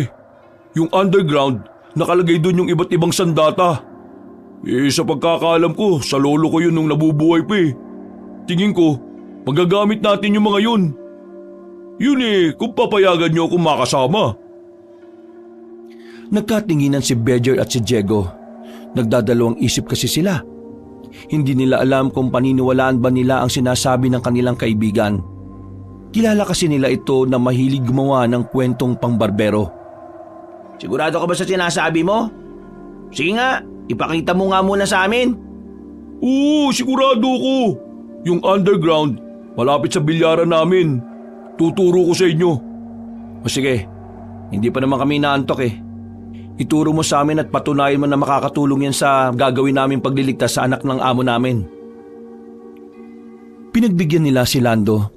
Nagkasundo sila na kapag epektibo nga ang mga sinasabi nito sa kanila, isasama nila ito sa magiging laban nila kontra sa mga aswang. Hindi nagtagal, narating na rin nila ang bilyaran. Katabi lang nito ang bahay nila Nando. At sa silong naman ito, sumuot sila ron. Malaking flashlight lamang na pang minero ang gamit-gamit nila. Dito, narito yung sinasabi ko sa inyong pintuan papunta dun sa underground. Meron silang iniangat na malaking plywood.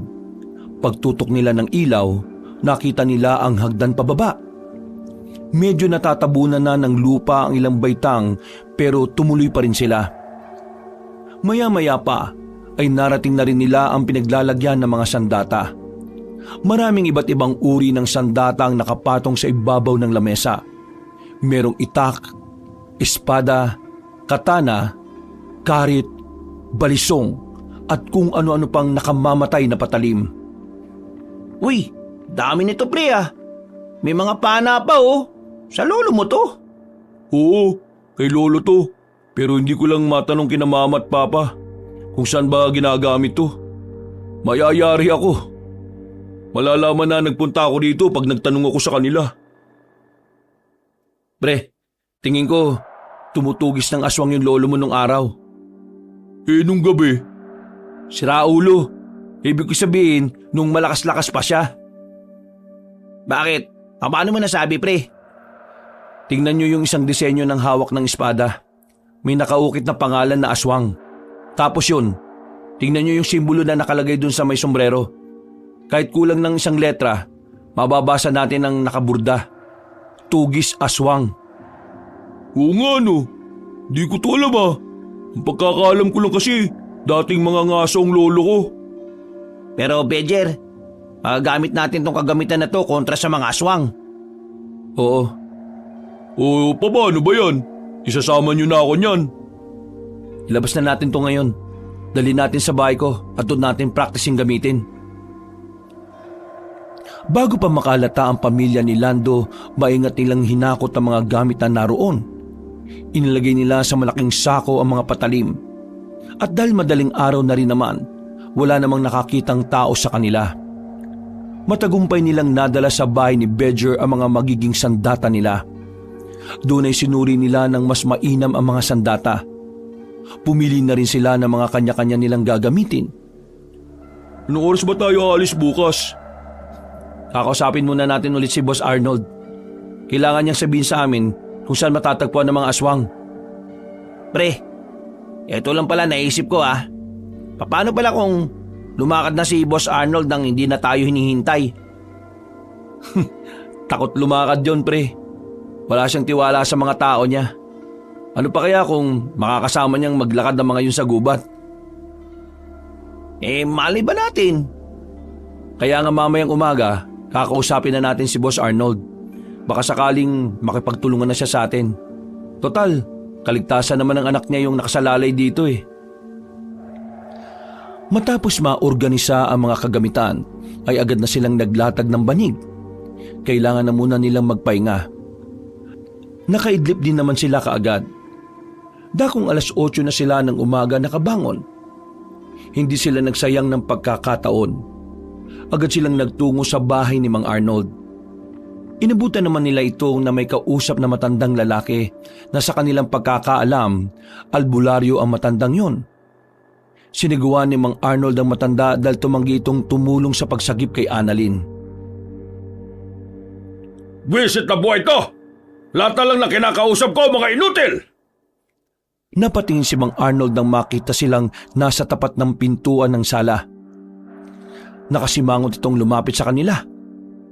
O kayo, ano bang ginagawa nyo rito? Narito kami hindi para makipagtalo. Narito kami para makipagtulungan na mabawi si Ma'am Annalyn. Yun kung talagang gusto nyong mailigtas siya. Anong tingin nyo sa akin, demonyo? Oo, mukha akong pera. Pero hindi pa rin maalis sa akin bilang ama na iligtas siya. Pero ano naman magagawa ninyo? Kayo nga ang dahilan kung bakit nakuha ng mga aswang ang anak ko eh. Kaya nga dapat rin kami ang babawi sa kanila.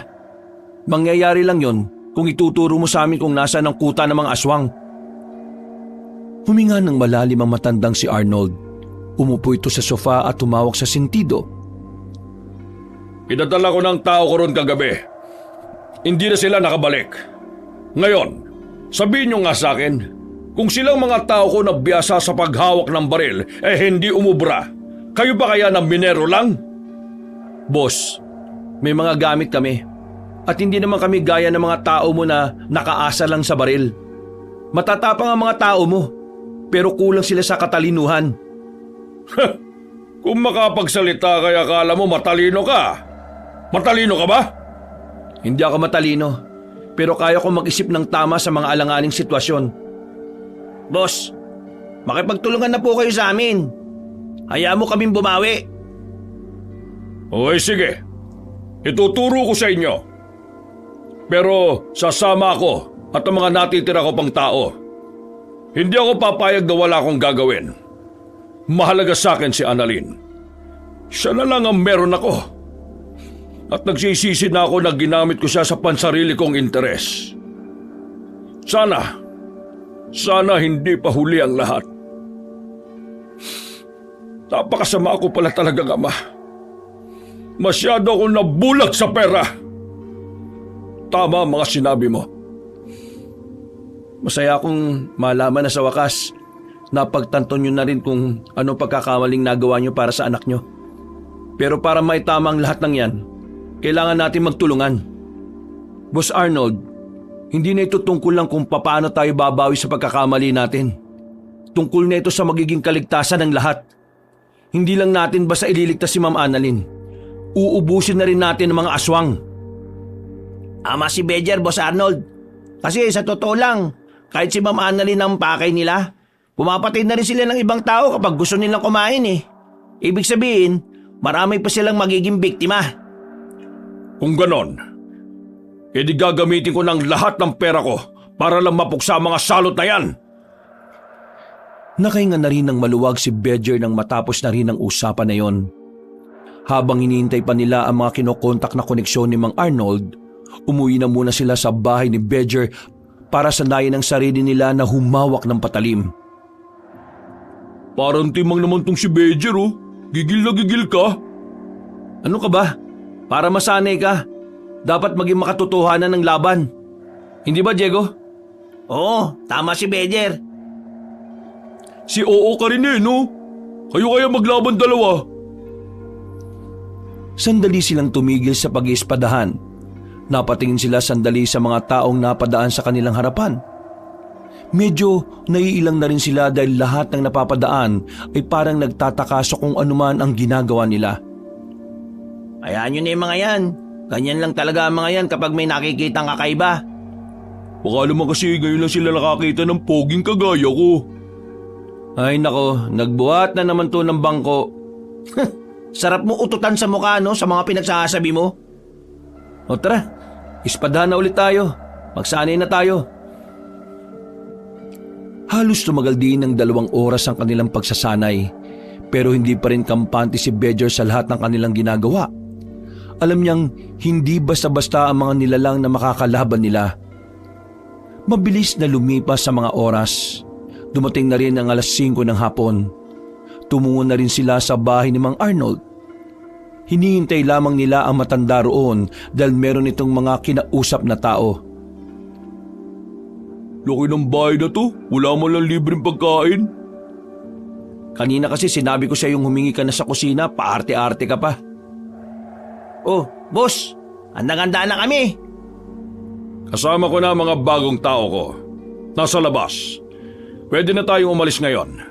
Teka, sigurado ba kayong yang mga yan lang ang gagamitin yung panlaban sa mga aswang? Oo, boss. Masanay kami rito kaysa sa baril. O sige, tara na.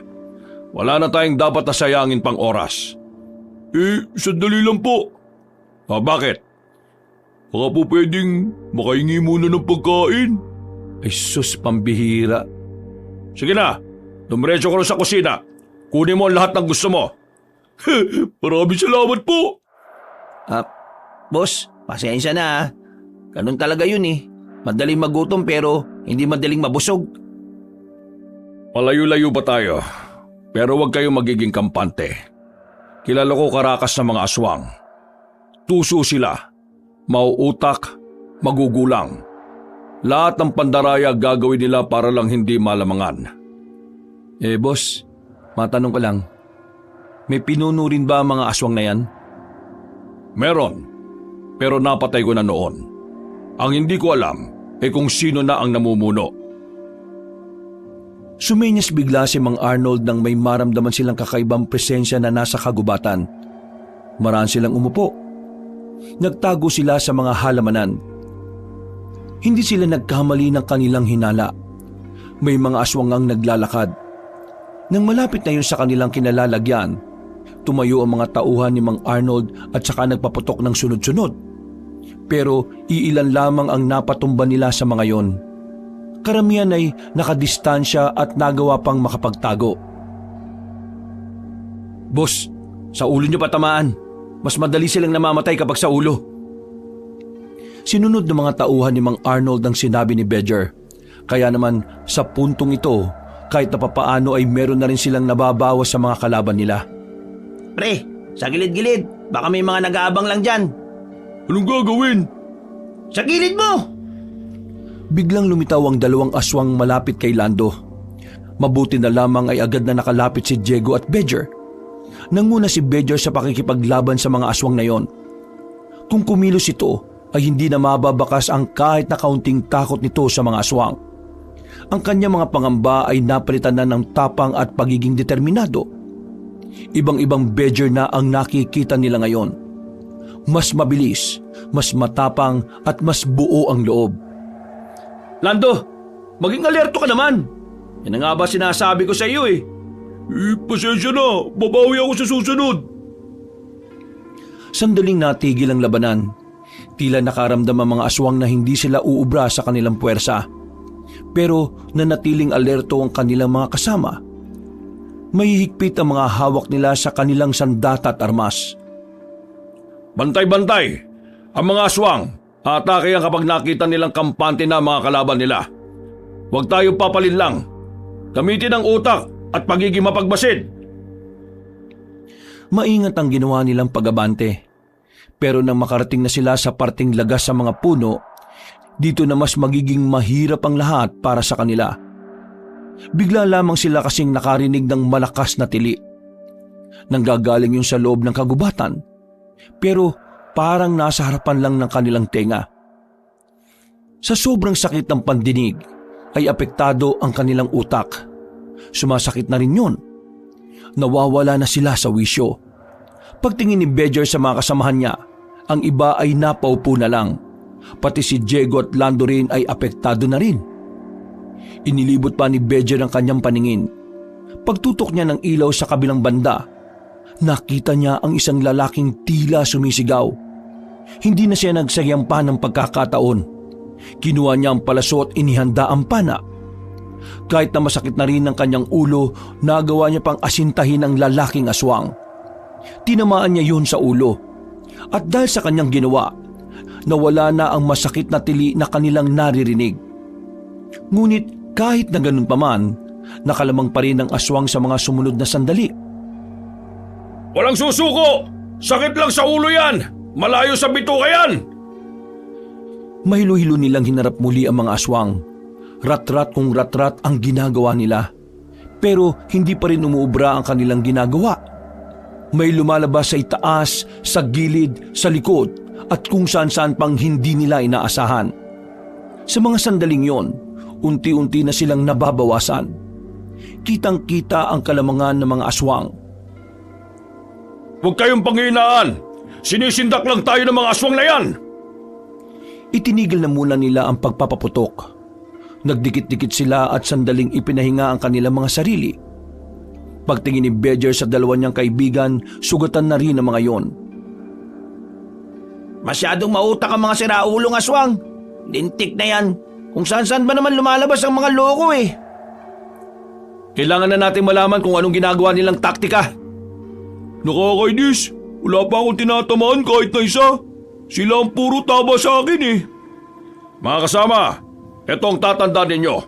Kapag nagpasindak tayo sa mga nilalang na yan, mas lalo lang silang lalakas. Huminga ng malalim si Bedger. Tahimik niyang inisip ang ginagawang estilo ng mga kalaban nila. Tinatalasan niya ang kanyang isip para makagawa ng isang pag-atake na maaaring maging kalamangan nila.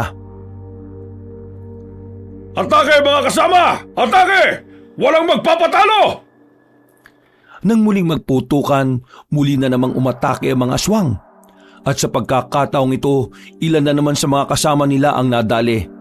Pero nabasa na rin ni Bedger sa wakas ang taktika ng mga aswang.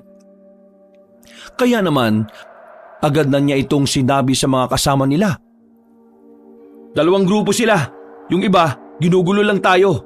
Tumatakbo-takbo lang sila at nagpapalipat-lipat sa mga puno. Ginagamit nila ang bilis nila para hindi sila tamaan. Pero may grupo pang isa. Ang grupo na aatake lang kapag nakikita nilang nakatuon ang atensyon natin sa mga kasama nilang nanggugulo. Kung ganon, ganito ang gawin natin.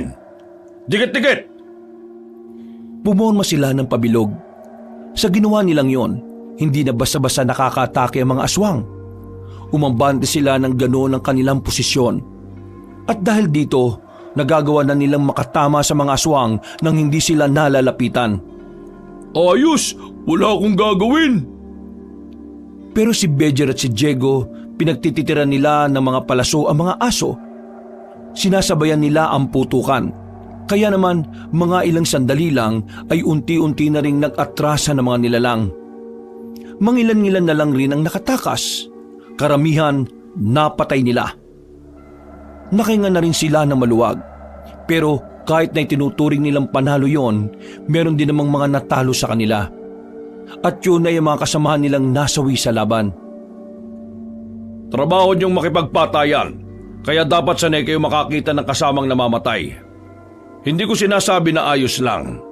Sinasabi ko lang na kahit na anong mangyari, kailangan natin makausad. Kahit na anumang iparamdam sa atin ng sitwasyon, wala tayong magagawa kundi magpatuloy. Tama si Boss Arnold. Sa mga ganitong sitwasyon, mas magiging mahina tayo kung lalamunin tayo ng emosyon natin.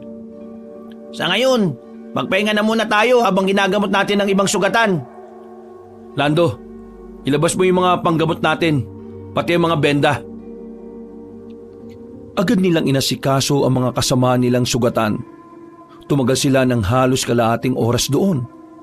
Nang matapos na sila, tinanong na ni Mang Arnold ang mga kasama nila kung sino ang gustong umatras. Pero lahat ng yon ay gustong magpatuloy. Kaya naman kahit iika-ika na sila, nagsimula na rin silang umabante. Maapdi-apdi pa rin ang sugat ko, pero maapdi na rin yung tiyan ko. Pwede ko bang bawasan yung baon natin? Pambira naman tong tao na to. Sige na, kumain ka na habang naglalakad pa lang tayo. Pasensya na. Ginutom na kasi ako sa stress eh. Sa kanilang pagpapatuloy, narating nila ang isang sapa. Tumigil na muna sila sa gilid nito. Tinikman nila ang tubig. Nang malaman nilang maaaring inumin yon, ay isa-isa na nilang sinalukan ang mga lalagyan nila. Sinamantala na rin muna nila ang pagkakataon na tumigil doon para kumain. Tuwang-tuwa naman ang lalaking si Lando. Lahat ay kumakain pero si Bedger tahimik lang siya habang nakatulala. Nilapitan naman ito ni Diego para alokin ng suma na kinakain nito. Pero tumanggi lang si Bedger. Oy pre, lalim nang iniisip mo ah. Ayos ka lang ba? Ha? Oo. Ayos lang naman ako, pre. Bilib na bilib ako sa'yo kanina pre. Hindi ko na makita yung Bedger na takot. Sobrang tapang mo kanina. Totoong leader na datingan mo eh. Napangisi si Bedger at saka kumurot sa suman saglit. Pambira, kanina ayaw tapos ngayon kukuha. Sa totoo lang pre, hindi ko rin alam kung paano ko nagawa yun eh. At hindi ko rin talaga alam kung bakit ko sinusugal ang buhay ko rito. Siguro dahil nakokonsensya ako na dahil sa kapabayaan ko, nasa alanganin ng buhay ni Ma'am Annalyn at ang sanggol sa sinapupunan niya. Ang galing mo nga pre. Promise, ang galing mo. Ikaw na yata bago kong idol ngayon eh. Ito naman. No ka ba? Magaling ka rin no? Nakita ko kanina, ilang beses mo niligtas si Lando eh. Ay naku Diyos ko. Pasaway tong si Lando eh. Dapat hindi na to sumama eh. Siguro puro pagkain lang ang nasa isip niya habang nagpuputukan. Sinabi mo pa. Nagtawanan na lamang sila ng mga sandaling yon. Maya-maya lang ay bumalik na rin sila sa kanilang paglalakbay. Makalipas lang ang halos isang oras, natanaw na rin nila ang kuta ng mga aswang. Tumigil na muna sila sa di kalayuan. Nagmasid na muna sila pansamantala. Sa kinalalagyan nila, nakikita ni Bedger na tahimik at payapa ang lugar na yon.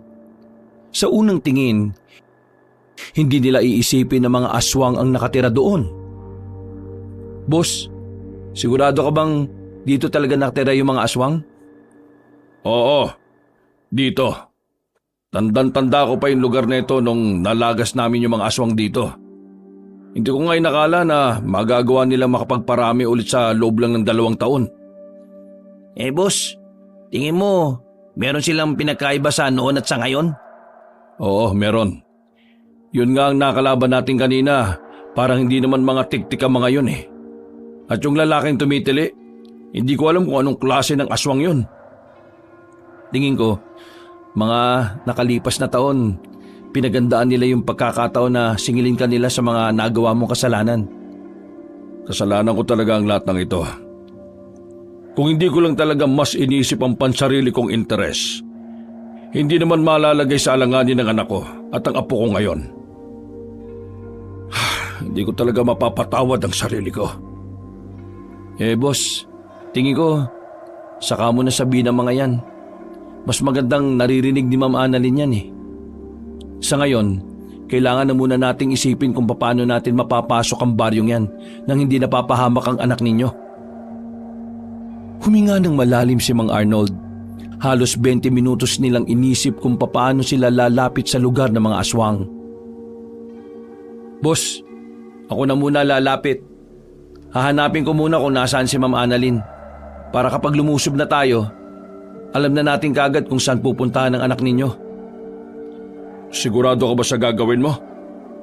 Oho, hindi tayo pwedeng sabay-sabay lalapit doon kung ganito tayo karami.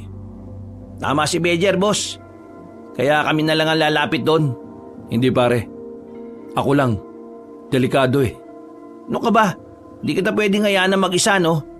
Sasama rin ako. Pangako, hindi na ako magiging pabigat. O sige, tayong 3. Boss, lalakad na kami. Dito lang kayo ah. Hanggat hindi kami nakakabalik, wala kayong gagawin. Sige, copy. Mag-iingat kayong 3. Maingat silang naglakad palapit sa lugar ng mga aswang. Kinailangan na rin nilang gumapang.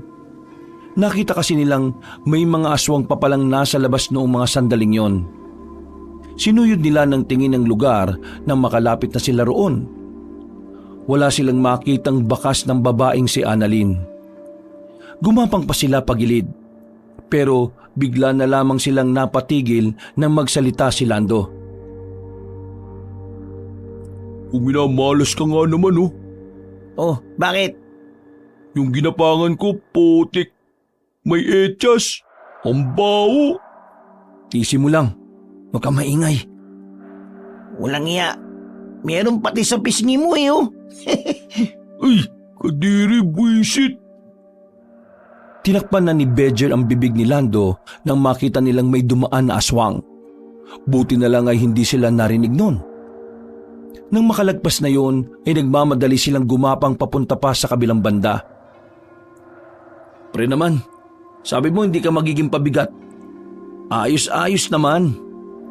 Pasensya na. Ngayon kasi ako nagkaroon ng tayo sa dibdib at pisngi. Huwag ka na nga maingay. Nakikita niyo ba yung bahay na yon? Mas malaki yun kumpara sa mga bahay na narito. Tingnan natin kung naroon si Ma'am Annalyn. Paano tayo dadaan dyan, pre? Iikot ba tayo rito habang gumagapang? No choice pre. Tara. Muli silang gumapang ng mga sandaling yon. Kahit na kung ano-ano na lang ang nagagapangan nila ay wala na silang pakialam. Ang pinakamalaga sa kanila sa mga oras na yon ay mahanap agad kung saan naroon ang kanilang pakay. Mga ilang sandali lamang nakita nila ang 2 aswang na nagbabantay sa harapan ng bahay na punteriya nila.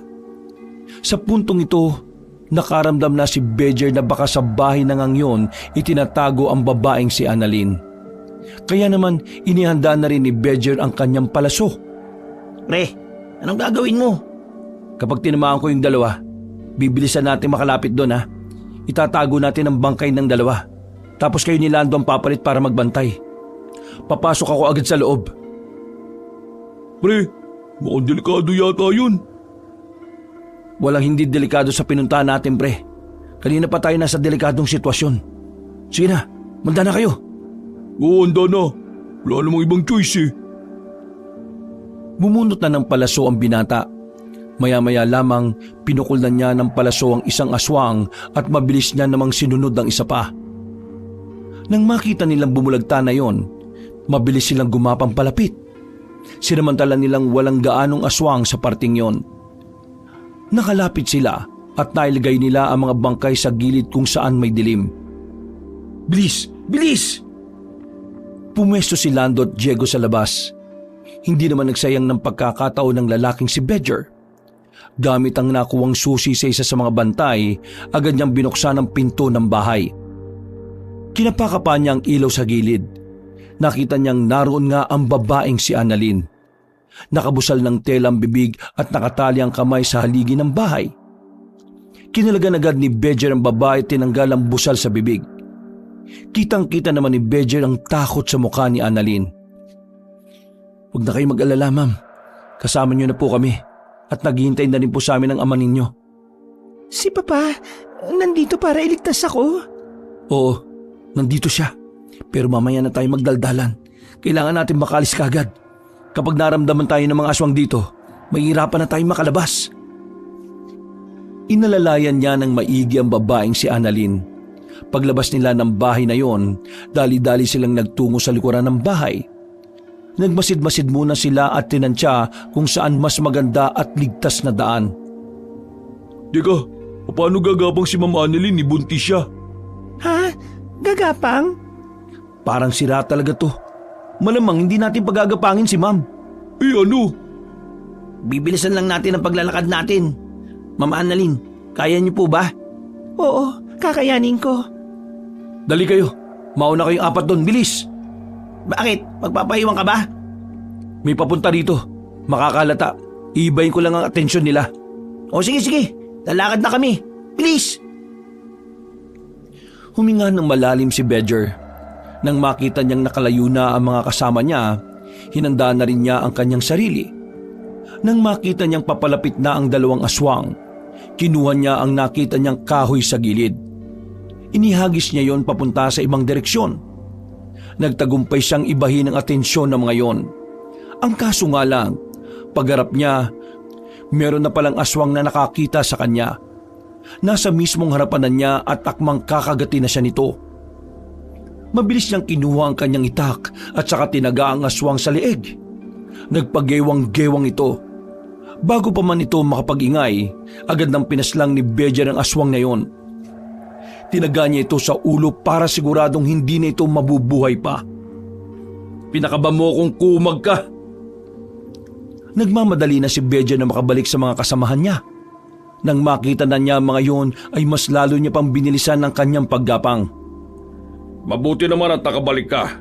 Kailangan na nating umalis habang hindi pa sila nakakahalata. Tara! Wala silang sinayang na sandali. Mabilis na nilang nilisan ang lugar na yon. Ang kaso nga lang, dahil sa mga nagdudugong sugat ng iba nilang kasamahan, naamoy sila ng mga aswang. Kaya habang tumatakas sila, nalagay na naman sa panganib ang kanilang mga buhay. Bedger, mauna na kayo ng anak ko. Kami na muna rito. "Hindi, sasamahan kita. Diego, Lando, kayo na bahala kay Ma'am Annalyn ha." Pre, may tiwala ako sa'yo. Kaya gawin mo lahat para makaligtas ka ha. "Oo, pangako yan." Papa, nag-aalala ako para sa inyo. Sumama na lang kayo sa amin. Hindi. Kailangan kong gawin to. Ito lang ang tanging paraan para makabawi ako sa lahat ng mga nagawa kong hindi maganda sa'yo. "Ma'am, kailangan niyo na pong umalis. Dali na." Anak, pagkatapos nito, pinapangako kong magiging mabuting ama na ako sa'yo. At magiging mabuting lolo rin ako sa anak mo. Mangako ka na makakabalik ka. Oo, pangako. Pinutol na ni Bedger ang usapan na yon dahil paparating na rin ang mga aswang. Umalis na sila Diego. Habang sila Bedger naman, hinarang ang mga aswang para hindi maabutan ang mga tumatakas nilang kasama. Isinagawa nila ulit ang pabilog na porma. Sa unang 5 minuto nilang pakikipaglaban, kitang-kita na nagiging epektibo pa rin ang kanilang taktika. Pero hindi habang buhay na magiging ganun ang estado ng laban. Dahil habang tumatagal, kumukonti na rin ang mga dala nilang bala. Marami-rami na tayo napapaslang. Kailangan pa nating tatagan. Boss, ano yun? Napalingon si Mang Arnold sa kaliwang bahagi nang tutukan nila ng ilaw ang isang nilalang na nakatayo sa gilid ng punong akasya. May katangkaran ng lalaki. Medyo maskulado ang katawan. Higit sa lahat, mahaba ang dila nito. Naiiba ito sa lahat ng aswang na nakalaban nila. Tingin ko, yan ang pinuno nila. Yan ang leader ng mga tiktik. Mga kasama, sa leader ng mga tiktik, paulanan natin ang balayan! Niretret nila ang direksyon kung nasan naroon ang hinihinala nilang pinuno. Agad na nakailag ang tiktik. Mabilis ito kumpara sa ibang aswang na una nilang nakatapat. Sa puntong yun pa lang, alam na ni Badger na mas mahihirapan sila. Hindi pangkaraniwan ng kalaban nilang yon. Nagulat na lamang sila na makalapit na yun sa kanila. Pinagkakakalmot ang mga kasama nila. Ang iba naman ay ibinalibag. Tanging si Mang Arnold at Badger na lang ang nananatiling nakatindig. Buwisit! Ngayon pa nawalan ng bala! Boss! Sa likod ka! Dali! Kakayanin mo bang isang yan? Kailangan kayanin, boss! Noong mga sandaling yun, nilalakasan na lamang ni Badger ang kanyang loob. Nakatitig siya sa harapan ng nilalang. Aminadong kabado. Maya-maya pa, biglang lumusob ang pinunong tiktik. Agad nitong pinagkakakalmot si Badger. Mabuti na lang at nagawa pa rin maisalag ni Badger ang kanyang itak. Pero hindi niya may tatanggi na talaga namang malakas ito. Kada kalmot kasi sa kanya, napapatras ang isa niyang paa. Hindi niya maalaman kung kailan siya makakaatake. Hanggang sa maya-maya pa, nasugatan na nga rin siya nito sa kaliwang braso. Pero hindi niya yun ininda. Ginawa niyang lahat ng kanyang makakaya para mahagupit ng itak ang pinunong tiktik. Tinamaan niya yon sa bandang leeg. Pero sa halip na tablan yon, pinahaba pa nito ang dila nito. Nang pumulupot ito sa kaliwang kamay ng binata, naramdaman ni Badger ang hapdi. Para bang nakakapaso ang laway ng tiktik. Nang akmang tatagay niya ang dila, ay agad inalis yun ng aswang. Alam ko na ngayon kung anong kahinaan mong inutil ka. Hingal na hingal si Badger. Hindi niya inalis ang kanyang tingin sa aswang. Buti na lang ay nasa parte na sila ng gubat na kung saan ay natatamaan ng liwanag ang buwan. Kaya naman naging pabor para kay Badger ang mga sandaling yon. Boss Arnold, sige na! Iwan mo na ako rito! Naiibang ka na ba? Hindi ka tayo iwan dito! Boss, kailangan ka ng anak mo. Huwag mo akong intindihin. Kakayanin ko to. Hindi mo kailangan magpakabayani! Hindi ako nagpapakabayani. Mas mainam nang ako mawala kesa wala namang pamilyang naghihintay sa... Kasi wala namang pamilyang naghihintay sa akin. Ikaw, may pamilya ka pa. Si Ma'am Annalyn at ang apo mo. May naghihintay pang mga tao sa'yo. Anong tawag mo sa amin? Mahalin mo ang sarili mo. At kapag minahal mo ang sarili mo, malalaman mo kung sino ang mga taong tunay na nagmamahal sa'yo. Dahil sa sinabing yon ni Mang Arnold, tila naliwanagan ang utak ni Badger. Pero nagulat na lamang ang binata na makalapit na sa kanya ang tiktik. Kinalmot siya nito sa dibdib. Huli na nang gustuin niyang masalag ito. Naramdaman na lamang niya ang hapdi. Dahil doon, bumagal rin ang kanyang kilos. Dinampot ni Mang Arnold ang nakakalat na baril sa gilid. Pinagbababaril nito ang aswang kaya dumistansya na muna ito. Lumapit si Mang Arnold sa binata. Ang kulit mo kasi. Sinabi ko na kasi sa iyong hindi mo kakayanin kung mag-isa ka. Kayo kasi, kinakausap mo pa ako eh. Dahan-dahan bumangon ng binatang si Badger. Nakita niyang papalapit na ulit ang aswang sa kanila. Tinulak niya ang matandang lalaki. At sa puntong ito, hinigpitan niya ang pagkakahawak sa kanyang itak. Sinubukan niyang dakmain ang aswang.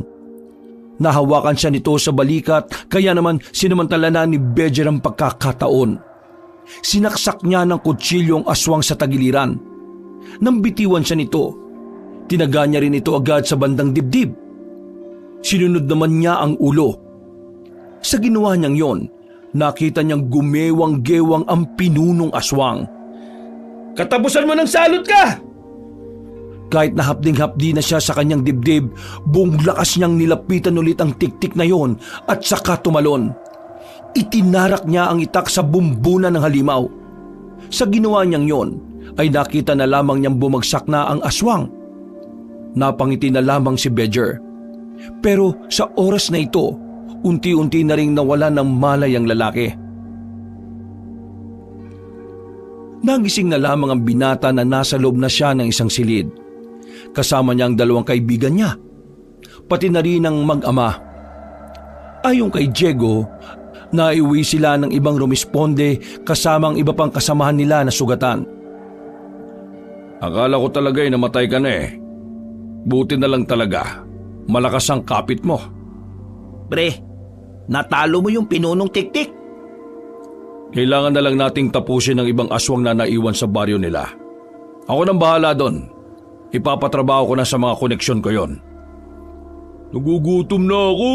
Hindi pa ba tayo kakain? To talaga, pagkain na naman ang nasa isip. Ikaw kaya magprotekta kay Mama Annalyn. Protektang sinasabi mo. Nauna ka pa ngang umalis sa amin eh. Masaya ako nandito kayong lahat. Masaya ako nakaligtas tayo at natalo natin yung aswang na yon. Maraming salamat sa tiwala ninyo. Sinabi ko naman kasi sa iyo eh, kayang-kaya mo yun. Ikaw pa ba? Pero bago ang lahat, merong gustong kumausap sa iyo. Pumasok ang kanyang ama at ina sa silid na yon. Lumabas na rin muna sila Diego. Nung lumapit sa kanya ang dalawang matanda, hindi pa ito makatingin sa kanya ng diretsyo. Ay anak, nabalitaan namin yung nangyari. Hindi ko inakala na lumalaban ka pala sa mga aswang. Anak, gusto ko lang sabihin sa iyo na proud ako sa ginawa mo.